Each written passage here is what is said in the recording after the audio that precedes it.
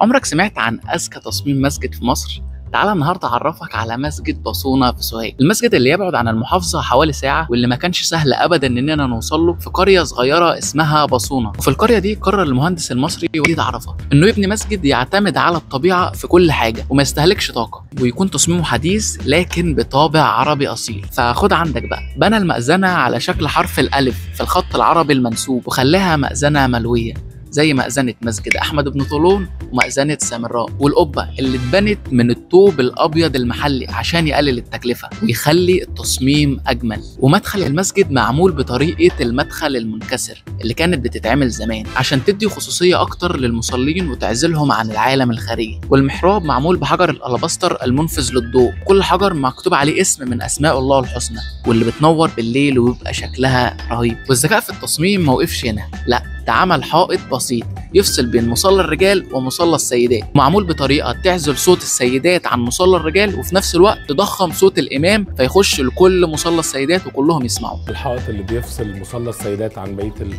الجامع، فعندنا المربعات ديت اوسع من جهه المصليات واضيق من جهه الخطيب علشان الصوت بتاعه يوصل بشكل افضل ليهم وهم بيصلوا، والعكس مش صحيح. والسر اللي ساعد المهندس وليد عرفة انه يبدع في تصميم المسجد هو اهل القريه اللي ساعدوا في بناء المسجد، اللي بصراحه استضافونا وساعدونا نعرف معلومات كتيره جدا عن المسجد، فشكرا جدا ليهم. طبعا احنا كان في مساهمات من اهل البلد كانت مؤثره جدا في المساله بتاعه المسجد، زي السيده ايات حسن يوسف اللي بيتها ملاصق للجامع، كان جزء من بيتها داخل في الارض بتاعه الجامع وده كان عامل صعوبه في التصميم، فهي قررت مره من نفسها، عرضت علينا قالت لنا خدوا اوضه من بيتي شيلوها خالص ودخلوها في مساحه الجامع، وده كان ليه تاثير كبير جدا على جوده التصميم بتاع المدخل. انا مبسوط اللي انا حطيت في الجامع، يا ريت كنتوا خطوه كله.